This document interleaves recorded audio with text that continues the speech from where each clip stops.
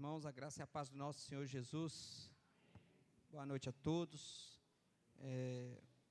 Privilégio para nós estar aqui nesta noite, no dia do Senhor, domingo, nesse culto de louvor e adoração, e como parte do nosso culto, compartilhar a palavra de Deus, lermos ela e refletirmos sobre o texto santo. Isso é um privilégio que nós desfrutamos semanalmente, um grande privilégio. Um culto, o culto dominical é uma dádiva de Deus para o seu povo,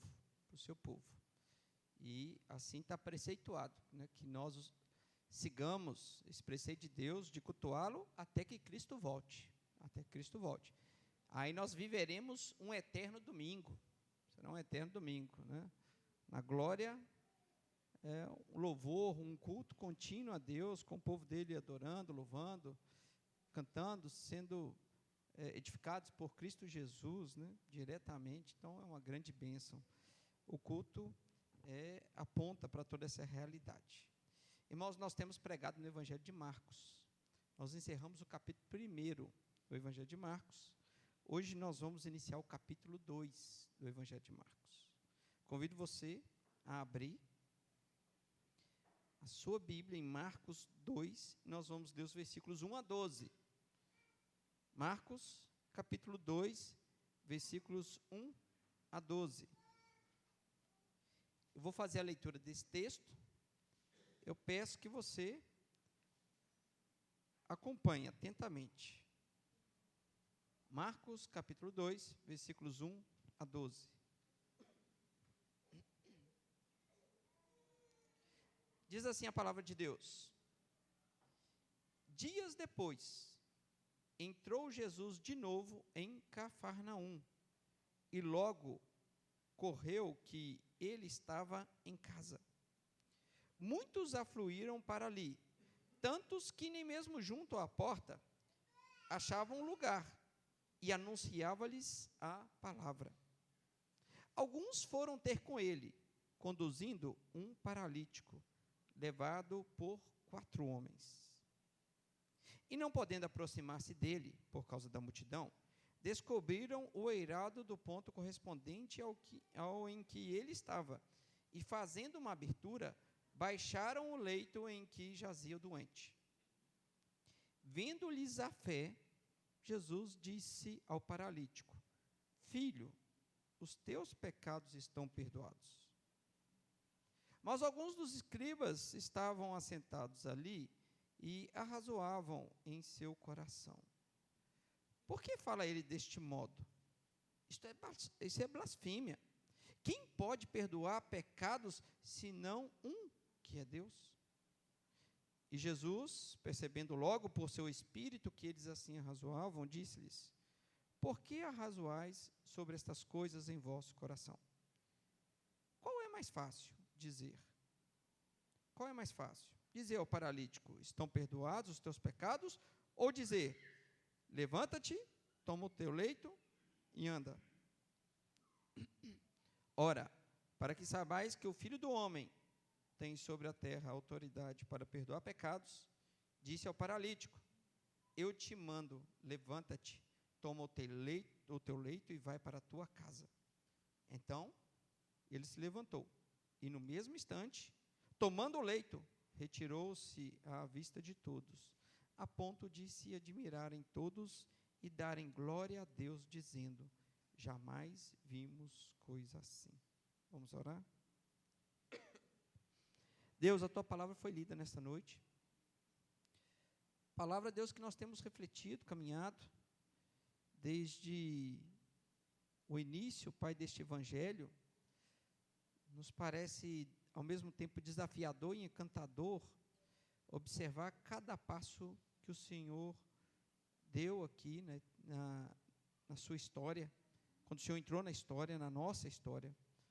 Na verdade, não cada passo, mas os poucos passos relatados nos mostram quão impressionante é o Senhor, quanta autoridade há em Ti, quanto poder há em Ti, e quanta graça e misericórdia nós encontramos no Senhor.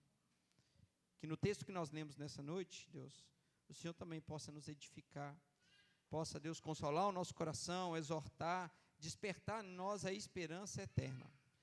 Que todos nós, a começar em mim, Deus, saiamos daqui edificados por Ti. Que Teu Espírito possa me conduzir, no abrir da minha boca, no pregar de cada palavra, e que os meus irmãos também possam ser conduzidos pelo Teu Espírito Santo no ouvir. Que a Tua graça, Deus, ela seja visível e experimentada em nosso meio nesta noite. É o que eu te peço em nome de Cristo Jesus. Amém, amém e amém. Irmãos, imagine você se nós tivéssemos a possibilidade de ir a um médico ou a alguns médicos, né?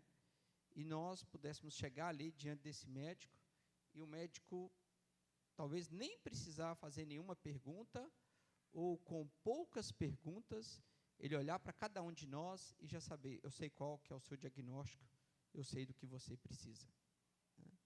E falar isso não é só com convicção, é a certeza mesmo, em acertar o diagnóstico. Você imagina, irmãos, se fosse assim, hein? Se tivesse um médico assim só no mundo, imagina como seria para marcar uma consulta com esse médico, né? E quanto pagaria, porque plano ele não ia atender, ele só ia ter consulta particular, porque agora é moda, né? O médico começou a ter destaque, a primeira coisa que ele faz, Fabinho, é abandonar os planos de saúde, porque não pagam tão bem assim, e vai fazer, aqui é só particular. Então, nós pagaríamos caríssimos, entraríamos numa fila, porque esse médico ia ser extremamente concorrido. O médico pudesse chegar e avaliar e falar, eu sei o que você tem, isso, isso, isso. E eu bati o olho em você, eu sei o que você tem. Né? Imagine se todos os médicos fossem assim, né? É o sonho de todo paciente, né? Ter um médico que chega e dá o diagnóstico certeiro. Nós sabemos, irmãos, que até os bons médicos, os melhores médicos que estão diante de nós, eles, às vezes, por mais cautelosos que sejam, com vários exames nas mãos, eles ainda erram. Eles ainda erram. E, às vezes, eles não estão errando de maneira maliciosa, porque querem errar. Eles erram porque eles são homens mesmo, limitados. Né? Eles não conseguem fazer um escrutínio de nós, pacientes, ao ponto de ser tão assertivo. Deus dá a graça de muitos acertarem os diagnósticos, né? Mas nem os melhores acertam o tempo todo. Nem os melhores acertam todo. Mas que bom seria se tivéssemos aqueles que conseguiam nos examinar profundamente e chegar com o diagnóstico. Só que nós perceberemos a partir do texto de hoje, do Evangelho de Marcos, capítulo 2, versículos 1 a 12, que existe alguém que olha para nós e ele sabe exatamente o que nós temos. Ele sabe exatamente qual é o nosso problema, do ponto de vista biológico, sabe qual é. Se nós tivermos alguma doença, ele sabe identificar perfeitamente, sabe onde está a doença, mas sabe qual célula está doente, podendo numerar as células que estão doentes. Esse homem, a qual nós estamos lendo aqui, ele poderia não só fazer um escrutínio biológico nosso, mas também das nossas emoções e da nossa própria alma. Cristo Jesus é aquele que enxerga profundamente tudo em nossas vidas. Aliás, isso até nos deveria levar para um caminho de grande temor. Porque a gente até ficaria satisfeito com um médico que olhasse para nosso corpo biológico e pudesse saber tudo que a gente tinha para que ele desse um diagnóstico correto. Mas eu imagino que nós não ficaríamos tão confortáveis se tivesse um psicólogo e que a gente chegar perto dele e falar assim, eu sei exatamente tudo que está na sua mente. Eu não gostaria. Eu não gostaria que ele soubesse tudo o que passa aqui. Para ser bem sincero, a minha esposa está aqui, para não enganar ninguém, eu não gostaria que a minha esposa soubesse tudo o que passa aqui na minha mente. Eu não gostaria. Agora, deveríamos, todos nós, nos encher de temor, sabendo que o Eterno, o Cristo Jesus, sabe tudo que passa em nós. Seja do ponto de vista espiritual, seja do ponto de vista biológico, Deus sabe o que passa em nossas vidas. Ao mesmo tempo que nos enche de temor, essa verdade, deveria também nos encher de grande esperança. Porque aquele que sabe tudo de nós, ele pode também nos ajudar ou pode nos presentear com aquilo que nós precisamos. Aquele que tudo sabe, ele tudo pode. Então, Cristo é aquele que pode definitivamente mudar as nossas vidas. E o texto vai relatar uma vida que foi completamente transformada por Cristo Jesus. Uma vida em que Cristo Jesus viu a real necessidade dele e tratou. O texto que nós lemos também vai falar de pessoas que estavam em suas mentes, ou falando baixinho sobre, e falando de maneira maliciosa sobre Jesus. Jesus também trata com essas pessoas. Aquele que tudo sabe, tudo pode. E é o que o texto também vai nos conduzir nessa noite. Percebam o versículo 1, Marcos 2. Deixe sua Bíblia aberta, se possível, para que a gente possa avaliar cada um dos versículos.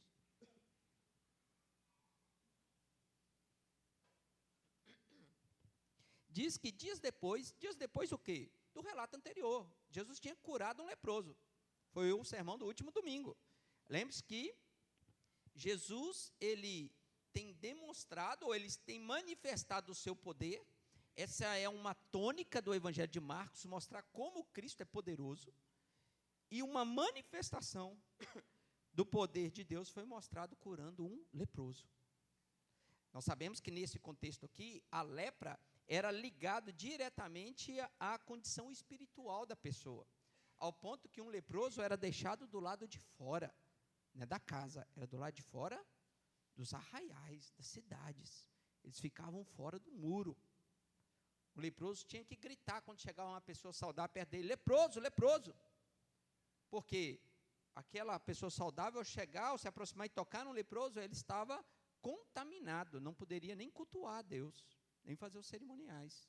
Teria que passar por todo um ritual de purificação para poder cultuar a Deus. Então, tinha uma grande ligação da própria doença da lepra com a espiritualidade. E por isso nós vimos no relato que, inclusive, a palavra utilizada por esse milagre que acontece aqui é de purificação. Cristo purifica o leproso. Além de uma cura biológica da lepra, é uma cura também emocional, uma cura social, uma cura espiritual. Um leproso curado, ele é totalmente restaurado a sua vida comum, em todas as coisas, inclusive a vida espiritual. Então, é dias depois desse acontecimento que ele curou um leproso, entrou Jesus de novo em Cafarnaum. Lembra qual que é a sede base de Cristo Jesus no seu ministério?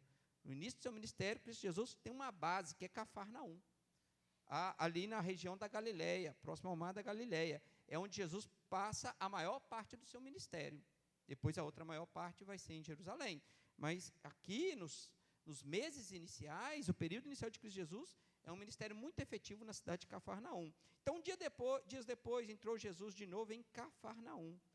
E logo correu que ele estava em casa. Jesus estava muito famoso, né?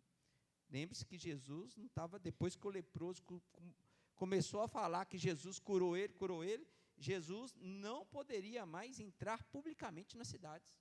Ele tinha que ficar em lugares ermos, porque ficou muito conhecida a fama de Jesus. Quando ele volta, dias depois, ele volta em Cafarnaum, todo mundo já está sabendo onde ele estava, né? Ele estava em casa. E muitos afluíram para ali, diz o versículo 2. Tantos, nem mesmo junto à porta, que eles achavam lugar. E anunciava-lhes a palavra. Todo mundo veio ouvir. Veio ver Cristo Jesus, muitos possivelmente também querendo cura, querendo milagres, e agora eles chegaram ali e a casa já estava cheia. As pessoas foram ficando ali do lado de fora, estavam à porta. E Jesus estava pregando a palavra. Lembre-se que o ministério de Cristo Jesus, o ministério primário, não é de cura. Apesar disso ser algo marcante no ministério de Cristo Jesus.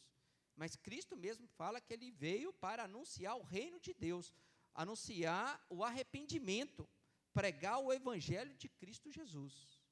Lembre-se, inclusive a partir do nosso último sermão, que eu falei de foco. Jesus, ele tem foco. O que tanto é carente no nosso tempo, em nossas vidas, Jesus tem de sobra. Ele tem foco. Ele sabe qual é o objeto principal da sua missão, é pregar o evangelho. E está Jesus aqui, mais uma vez, pregando a palavra.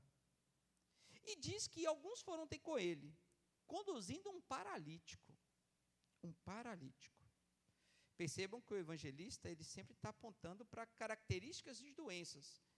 E agora, ele está numa vertente, irmãos, trazendo uma progressão do poder de Deus, da revelação de Deus, onde que primeiro ele relata que muitos eram curados, a sogra de Pedro é curada de uma febre, outras curas acontecem, existem exorcismo, expulsão de demônios, Cristo expulsa demônios. Agora uma doença que era tão terrível, que amedrontava qualquer judeu, que era a lepra, Jesus cura esse leproso. Percebam que existe até uma progressão do que Cristo está fazendo, a manifestação do seu poder. Aí agora chega um paralítico. Alguns estão conduzindo esse paralítico, né? Primeiro a casa estava cheia. Eu lembro desse texto, eu lembro do pastor Jeremias, né? O pastor Jeremias, ele faz algumas observações muito cômicas, né, dos textos bíblicos, ele ilustra muito bem isso. Segundo ele, na visão dele, quando ele lê esse texto, ele não consegue imaginar outra coisa. Possivelmente Jesus está na casa de Pedro. Jesus não tinha uma casa, mas possivelmente ele estava na casa de Pedro. E o pastor Jeremias, que ele tem certeza que estava lá na porta Pedro, né, que sempre é um camarada mais de frente, mais de linha, ele que resolve os negócios, né? Pedro está lá na porta assim, está igual os diáconos ali, ó, fechado ali, com o braço fechado, olhando. E aí, chegando aquele paralítico, irmãos, talvez muitos doentes estavam chegando ali, né? Então era mais um na fila, assim, e aqueles 4 chegando, falando assim, estou com um paralítico naquela ideia assim, deixa eu passar na frente. E Pedro só falando assim, ó, lotado, volta depois, né? Volta depois, está cheio. O negócio aqui está lotado, né? E não podendo aproximar-se dele, diz o versículo 4, por causa da multidão, o que eles fizeram? Tiveram uma estratégia. Assim, ó, se não vai por baixo, vai por cima, né? Mas não vamos chegar com esse homem lá perto de Cristo Jesus. Ou seja, né, descobriram o eirado. Aqui está falando da parte de cima da casa. Estamos falando de casa simples, né, irmãos? Aqui não é casas que tem uma construção como essa, que é laje, que a gente furou ali, ó, para colocar uma tomada do projetor ali, tem que ser uma broca profunda, que você tem que furar, e que passa um tempão ali, porque é laje. Aqui tem cimento, né, o concreto está aí, a ferragem está aí, furar um negócio desse não é fácil. Mas nós estamos falando de 2000 anos atrás, casas simples, ali na região da Galileia, casas que as suas coberturas eram praticamente de barro e galhos. Barro e galhos. Então, é nessa parte das casas, todas as casas tinham acesso, praticamente todas as casas tinham acesso por escadas, que iam por cima, e esses homens, com todo o esforço deles, com toda a luta deles, carregando aquele paralítico, eles vão para essa parte mais alta, o eirado, né? Eles encontraram ali, diz a palavra, né, o ponto correspondente em que ele estava, em que Jesus estava, e fazendo uma abertura, cavaram aquilo ali, né, fizeram um jeito, abriram um buraco em cima da casa ali, São João, de um jeito, e desceram aquele homem ali, baixaram o leito em que jazia o doente. Deu um jeito. Eles furaram a fila, irmãos. Eles furaram a fila. Talvez até pecaram aqui, né? Pecou, furou a fila, né? Mas eles deram um jeito, né? Eles chegaram decididos a colocar, possivelmente, um amigo deles, né, ali diante de Cristo Jesus. O texto vai falar porque eles fazem isso. É pela fé. Pela fé. Que eles levam aquele paralítico a Cristo Jesus. Eles criam firmemente que Cristo Jesus poderia mudar a realidade daquele paralítico. Vendo-lhes a fé, aí o paralítico chegou, agora vem o versículo 5. Daqui adiante, muita atenção para todo o texto. Vendo-lhes a fé. Interessante que Jesus olha, ele não está olhando somente para a fé do paralítico. O texto não deixa claro de quem é a fé que Cristo Jesus está falando. Nós poderíamos falar que é a fé dos 4 homens. Será que Jesus está falando que é a fé dos 4 homens? Possivelmente até a fé do paralítico, irmãos. Que Jesus está vendo. Está vendo a fé, o paralítico está ali. Ele também, de alguma forma, estava entendendo aquilo que estava passando, e ele queria estar ali. Ele queria aquele esforço dos amigos, possivelmente era isso. E diz o texto que, vendo-lhes a fé, aqui tem um aspecto que é muito interessante de uma fé compartilhada, de uma fé comunitária, de uma fé que não é vista, como nós vemos em outros milagres, somente uma pessoa. Aliás, abrindo um parênteses, não necessariamente comentando esse versículo, mas algo que eu preciso externar, e quando eu tenho oportunidade, sempre externo. Há um caráter, irmãos, há um caráter, eu vejo isso claramente, abençoador de Deus na comunhão e na comunidade, no coletivo. Isso é claro nas Sagradas Escrituras. Deus, ele observa a fé individual de cada um. A nossa fé particular, ela é observada por Deus. Aliás, a nossa vida espiritual particular, ela será tratada, julgada por Deus. Isso é muito claro. Mas nós não podemos desprezar o caráter comunitário da fé. Há uma bênção que Deus declara sobre o coletivo, a comunidade. Deus, ele parece conduzir de uma maneira especial quando o povo se une. Como nós estamos fazendo aqui nessa noite um culto. É uma união de várias pessoas que têm uma fé em Cristo Jesus. E essa união, diz assim, Deus mesmo, que é no coletivo, na união do povo dele, que ele declara a sua bênção. Então, há um olhar de Deus sobre uma comunidade como essa. E ele, vendo-lhes a fé, Deus vê a nossa fé coletiva também, irmãos. E aqui nesse texto, Deus claramente olha para aqueles 5 homens, 4 mais 1. Os 4 homens que estão levando o paralítico.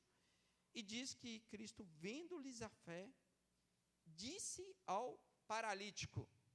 Aqui é como se fosse num filme de suspense, né? Imagina, está descendo um paralítico, desceu diante de Cristo Jesus. O homem não anda, o homem não fala, é paralítico, ele está parado. O que conduziu aqueles homens ali, possivelmente foi a convicção que Jesus, ele era o homem vindo da parte de Deus, era alguém realmente especial, é alguém que curava, alguém que fazia milagres, e agora aquele homem desceu de batalhar, cena de filme, né? Cena de filme mesmo, desceu, colocou diante de Cristo Jesus, parece que o filme está chegando no seu clímax, né? Cristo Jesus está ali, vai chegar, Jesus vai falar, ele vai, com certeza, ele vai colocar a mão sobre aquele homem vai sair correndo, igual os meninos estão vendo, a moda agora é o Sonic, né? Vai correr igual o Sonic. Naquele clímax, Cristo Jesus diz assim: filho, os teus pecados estão perdoados. Essa frase é inesperada, irmãos. Eu não esperaria essa frase. Se eu estivesse escrevendo essa história, eu não colocaria isso aqui. Não. Eu colocaria: filho, levanta-te e anda. Vai ser feliz. Acabou a sua angústia, acabou a sua dor. Pode conduzir a sua vida. Todos nós esperaríamos essa cena nesse momento. Só que diz o relato do evangelista Marcos, né, e Mateus e Lucas também trazem o mesmo relato, que não. A frase de Cristo Jesus é: filho, os teus pecados estão perdoados. Deixa eu voltar para a introdução do nosso sermão. Todos nós gostaríamos de ter um médico que nos conhece profundamente. Essa é uma verdade que a gente fala, mas não é bem assim, porque, na verdade, a gente chega diante do médico, e eu conheço várias pessoas assim. Conheço mesmo, tá, irmãos? Tem até um que é muito conhecido dos irmãos, que eu brinco muito com ele, que é o presbítero Warley. Muitos aqui da igreja conhecem o presbítero Warley. O Warley é médico de si mesmo, né? Ele diz que ele mesmo que é o médico dele. E se ele precisar ir no médico, ele diria que ele vai com a receita já pronta para o médico, né? Ele já vai com a receita pronta. Num certo sentido, nós somos assim também, irmãos. A gente, às vezes, está indo no médico, mas a gente já sabe o que a gente tem. Já reparou? Eu sei o que eu tenho, mas eu vou no médico, né? Eu já sei até o que tem que tomar. A Léo deve ver isso constantemente na farmácia. Os donos de si, os doutores de si mesmo, né, Léo? Já chega. Ó, eu sei o que eu preciso. Me dá esse remédio, esse aqui e esse aqui. Pode me dar. O que você tem? Não, eu sei o que eu tenho. Né? Eu vou no médico só para ele... É porque eu preciso... Quantas vezes eu já ouvi isso? Eu vou no médico porque eu preciso da receita para pegar o remédio na farmácia popular. É assim. A gente não sabe quais os aspectos, mas Se tivesse uma receita descendo junto com esse paralítico aqui, Fabinho, descendo, ia chegar um papelzinho lá diante de Cristo Jesus, assim, ó, né, com a receita, né, que eles mandaram junto com o paralítico. Aí Cristo Jesus ia estar assim na receita. Manda ele levantar e andar. Né? Esse era o que ia estar lá no receituário dos amigos. Né? O receituário de todo o povo. Manda ele andar, levantar e andar, e sair daí correndo. Mas Jesus, que sabe muito bem quem nós somos, ele tem o receituário correto. Ele diz assim: filho, seus pecados estão perdoados. Jesus sabe o que a gente precisa. Jesus sabe qual era a necessidade real desse homem. E veja só, Jesus está tratando uma questão particular, irmãos. Nós não podemos esquecer que o texto está apontando, e a fala de Cristo Jesus, ele está olhando para uma pessoa e está falando, os teus pecados. Ele não está usando uma questão genérica, ou que nós podemos falar que todo mundo é pecador, porque todos nós somos pecadores mesmo, e que Cristo Jesus está apontando, assim, não, primeiro tem que perdoar o pecado, todo mundo é pecador. Não, Jesus olha para aquele homem, para a realidade dele, e Jesus não está falando que ele está naquela situação por causa de pecado, não é isso que o texto está querendo falar, que o problema que aquele homem era paralítico por causa de pecado, mas Jesus faz algo, ele vira para ele e fala assim, os teus pecados estão perdoados. A sua maior necessidade é essa. Aquele homem, irmãos, apesar da nossa limitação em enxergar muitas coisas diante de nós, aquele homem ele já poderia sair dali, do mesmo leito que o trouxe, ele poderia sair no mesmo leito, continuar vivendo a sua mesma vida como um paralítico, e aquele homem tinha tudo que bastava para ser a pessoa mais feliz de toda a terra. Ele já tinha tudo. Os pecados deles estavam perdoados. Apesar de uma paralisia temporária, e aqui tem um aspecto do texto que mostra um paralítico, traz a ideia aqui no texto, porque aqui é a ideia de alguém que está paralisado por completo mesmo, né? Quase uma ideia de alguém que está morto, que não consegue viver, a não ser abrir os seus olhos e talvez abrir a sua boca e mais nada. Ou seja, ele já experimenta um estágio da morte, mas agora para esse homem esse estágio é simplesmente temporário. Tem um efeito unicamente temporário sobre a vida dele. Porque Cristo Jesus vai no cerne da questão, no maior problema que ele tem, faz o diagnóstico e fala assim, os teus pecados estão perdoados. Perdoados. Mas diz o texto, vamos continuar aqui no versículo 6, que alguns dos escribas estavam assentados ali e arrazoavam em seu coração. Esses homens estavam ali, escribas são os doutores da lei, nós sabemos assim, possivelmente da parte de Jerusalém. Esses homens estavam ali porque Jesus Cristo está sendo afamado, né? Ele está ganhando fama, e o pessoal lá, né, da liderança de Jerusalém está começando a ficar incomodado. Então começou a bater nas costas de alguns e diz, vai lá verificar quem é esse homem, vai verificar o ministério desse homem, o que está acontecendo lá. E alguns escribas estavam ali assentados e arrazoavam em seu coração. Por que fala ele deste modo? Isto é blasfêmia. Quem pode perdoar pecados, senão um que é Deus? Irmãos, aqueles doutores da lei, quando nós olhamos especificamente para eles, e o que está acontecendo ali, nós poderíamos falar que eles estão meio certos. Porque eles estão vendo algo que só Deus poderia fazer. Lembre-se do texto de Isaías, que fala, eu mesmo sou quem apaga os teus pecados. Deus fala, só eu posso apagar os pecados, eu mesmo. Né? Então, Cristo Jesus, quando ele declara o perdão de pecados para uma determinada pessoa, automaticamente, para um escriba da lei, que conhecia extremamente a lei, ele sabe exatamente o que Cristo fez, o que Jesus fez. Ele rogou para si, naquele momento, ser Deus, porque só Deus pode perdoar pecados. Então, aqueles homens arrazoavam no coração, falando, isso é blasfêmia. Quem pode perdoar pecados é somente Deus. E aqui começa agora um outro aspecto progressivo da história, que nós vamos acompanhar nos próximos sermões, em que as pessoas vão ficar agora muito incomodadas com o ministério de Cristo Jesus. Eles vão avançar contra o ministério de Cristo Jesus, ao ponto de querer matá-lo. E mais para frente, concluir o plano de matar Cristo Jesus. Mas aqui começa a faísca, onde que essas pessoas vão cada vez mais encher o seu coração de ódio por Cristo Jesus. Então, eles falam, isso é blasfêmia, porque só Deus pode perdoar pecados. Esse homem está querendo se comparar a Deus. Blasfêmia tal, irmãos, que Cristo Jesus, ele poderia ser, nesse momento aqui, ele poderia ser apedrejado pelas leis judaicas. Porque ele blasfemou, isso é uma ideia de blasfêmia contra Deus. Só que diz o versículo 8, e Jesus, só que lembra que eles estão diante de Jesus, né? Jesus que conhecia exatamente o que o paralítico precisava, Jesus que ele consegue saber exatamente o que passa em cada um dos nossos pensamentos, e sabe mesmo, sabe o que está passando na cabeça de cada um aqui. Quem está ouvindo o sermão, quem está preocupado, o atleta não precisa ficar mais preocupado, perdeu ontem, né? Quem está preocupado com a próxima rodada, quem está preocupado com o que vai fazer amanhã, na segunda-feira, Jesus sabe escrutinar isso tudo aqui, né?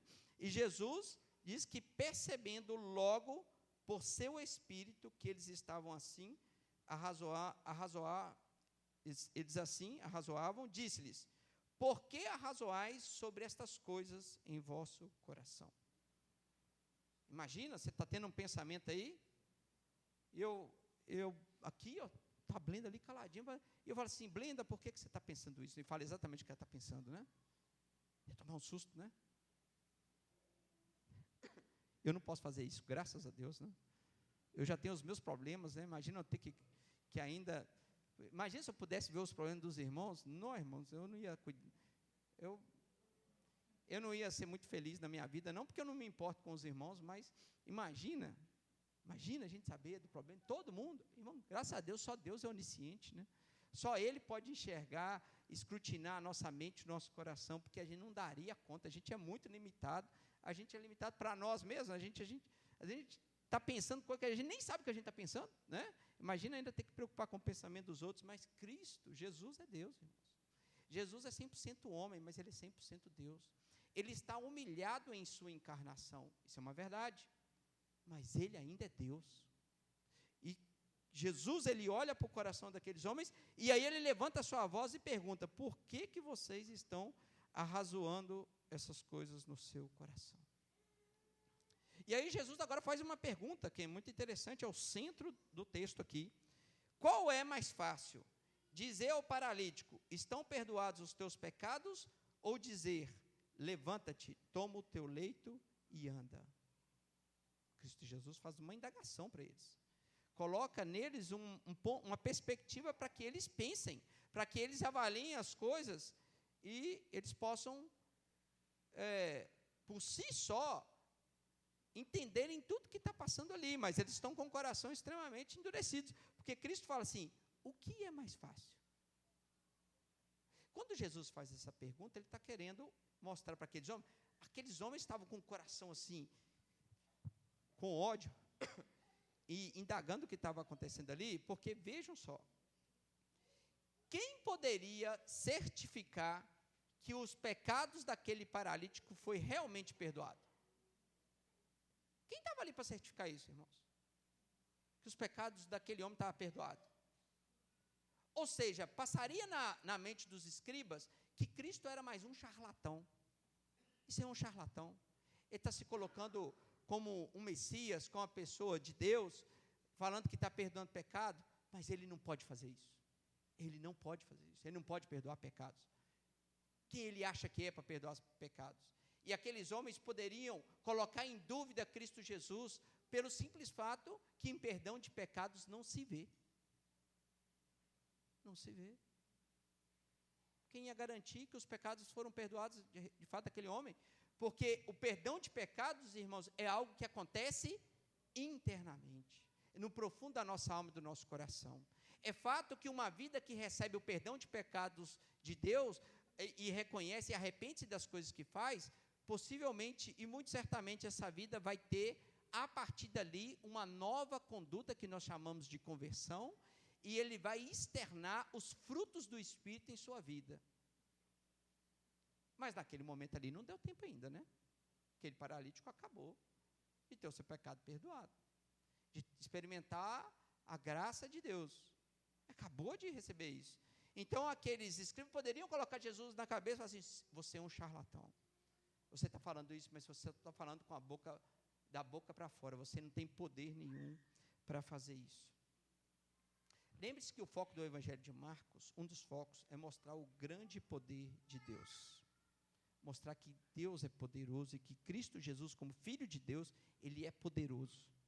Porque para os romanos, o que valia mesmo era poder. E Cristo está dando as manifestações do seu poder. E aí, Cristo Jesus diz o seguinte: ora, para que saibais que o Filho do Homem, ou seja, alguém que tem humanidade, que é Cristo Jesus, tem sobre a terra autoridade para perdoar os pecados. Porque Cristo colocou uma pergunta para eles, assim: o que é mais fácil, eu perdoar os pecados? Ou fazer ele falar para um paralítico: levanta e anda? Porque perdoar pecado é uma obra interna. Você pode falar que fez, mas não tem como comprovar. Mas Cristo Jesus, Ele autentica o seu perdão de pecados com uma manifestação de poder. Ele fala assim: para que vocês saibam que o Filho do Homem tem sobre a terra autoridade para perdoar pecados, disse ao paralítico: eu te mando, levanta-te, toma o teu leito e vai para a tua casa. Se Cristo Jesus fosse um charlatão, irmãos, aqueles escribas iam escutar isso de Cristo Jesus, e eu falo assim: pode falar isso, porque você é um charlatão? Aliás, nós poderíamos muito fazer isso com vários que parecem manifestar o poder, e talvez colocar muitos dos homens hoje sobre uma faca no pescoço, né, sobre essa mesma situação, e nós iríamos observar o tanto de charlatanismo que tem no nosso meio, inclusive no meio evangélico. Mas aqui é Cristo Jesus. E aqueles homens, diante daquela frase, aqueles escribas, o escriba mais raiz mesmo, eu falo assim: como ele é um charlatão, sabe o que vai acontecer com esse paralítico? Nada. Porque a primeira coisa ali que ele falou foi só um negócio de boca para fora. Ele não vai fazer nada. Não vai acontecer nada com esse homem. Só que depois que Cristo Jesus fala: levanta-te, toma o teu leito e vai para a tua casa, diz o verso 12: então ele se levantou e no mesmo instante, ao poder de Deus sendo manifestado, né? Ele se levantou e no mesmo instante, tomando o leito, retirou-se à vista de todos, a ponto de se admirarem todos e darem glória a Deus, dizendo: jamais vimos coisa assim. Jamais vimos coisa assim. Depois desse texto fica mais uma pergunta que eu falo que sempre vai perseguir a gente no Evangelho de Marcos, né? Quem é este? Quem é este? Quem é este que perdoa os pecados? Porque vejam só a progressão do que está acontecendo. Eu não falei que Jesus está fazendo uma demonstração, Ele está curando, curou enfermos, curou uma pessoa com febre, está expulsando demônios, Ele está curando um leproso. Agora Cristo perdoa os pecados. Os teus pecados estão perdoados. Para um judeu, chegou no ápice. Quem é esse que pode perdoar pecados? Porque um judeu sabia quem poderia perdoar pecados. Somente Deus pode perdoar os pecados. E que foi autenticado com a manifestação de grande poder, quando um paralítico, ao receber a ordem de Cristo Jesus, esse homem, irmãos, não sabemos como foi exatamente essa cena, mas me parece algo muito rápido. Esse homem que foi todo travado em um leito e que não tinha movimento nenhum, era alguém que estava morto, que traz uma representação, inclusive, da nossa vida espiritual, porque nós mesmos nos chegamos diante de Deus mortos, mas ao receber a voz de Deus e o perdão de Deus, nós nos tornamos vivos novamente.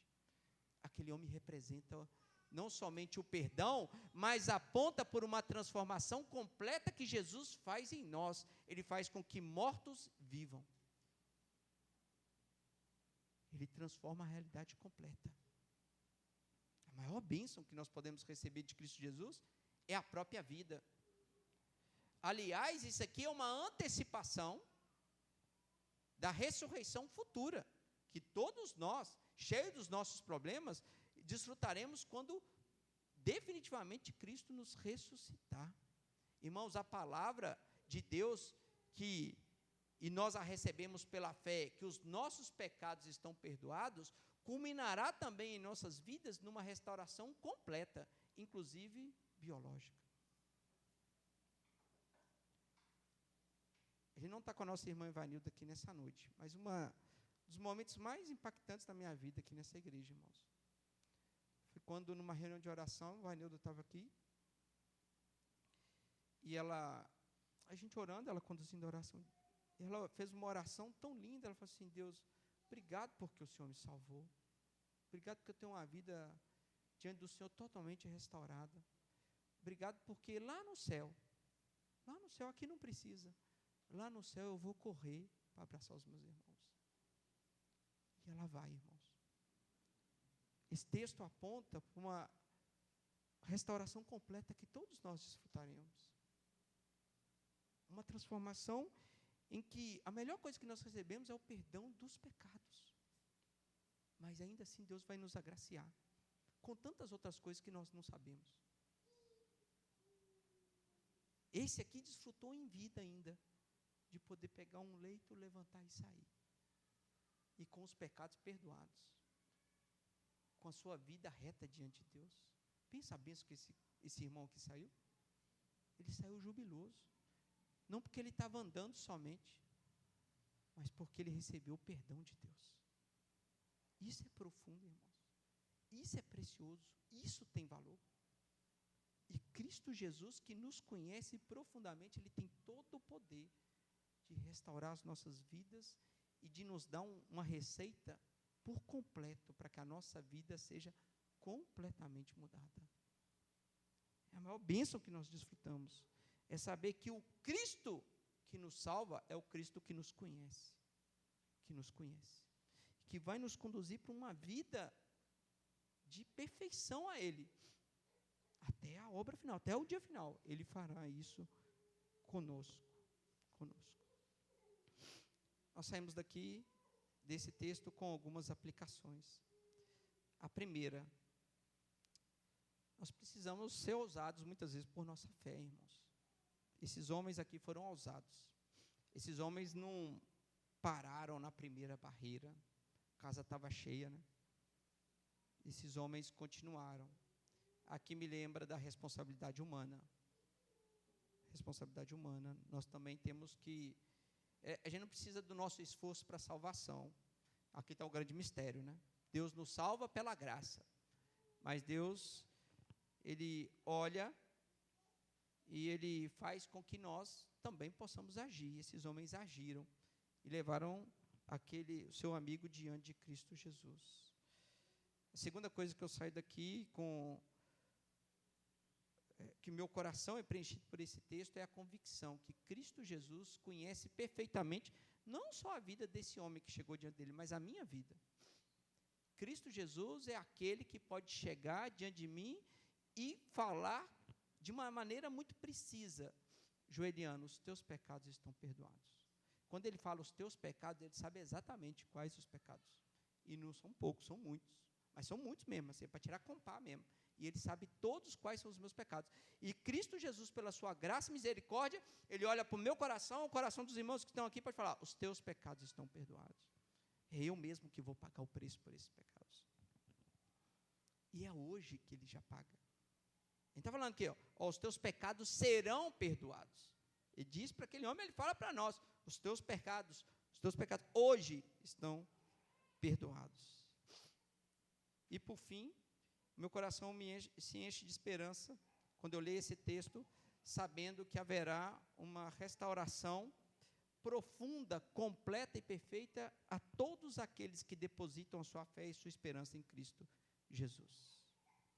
Talvez nós não desfrutaremos aqui, irmãos, de algumas coisas dessa restauração, talvez poucas coisas dessa restauração que Deus já efetua em nós, mas certamente na glória nós desfrutaremos de toda a restauração que Deus vai fazer em cada um de nós, seja qual for as nossas necessidades. O fato de nós encontrarmos uma realidade futura, onde que o pecado não tem mais efeito na nossa vida, nos fará viver em imensa alegria continuamente, irmãos. O júbilo será completo e contínuo numa vida sem pecado. Irmãos, esse dia chegará. Lembra da última série, né? Que eu até falei sobre as bênçãos que nós vamos colher na glória futura. E a primeira delas é, nós viveremos na glória sem pecado. Esse dia vai chegar, irmãos. Pela graça de Deus, esse dia vai chegar. Aquele que perdoa os nossos pecados hoje, nos colocará limpo no tribunal de Deus e nos fará entrar na glória com vestes brancas. Vestes brancas. E seremos grandemente agraciados por Deus.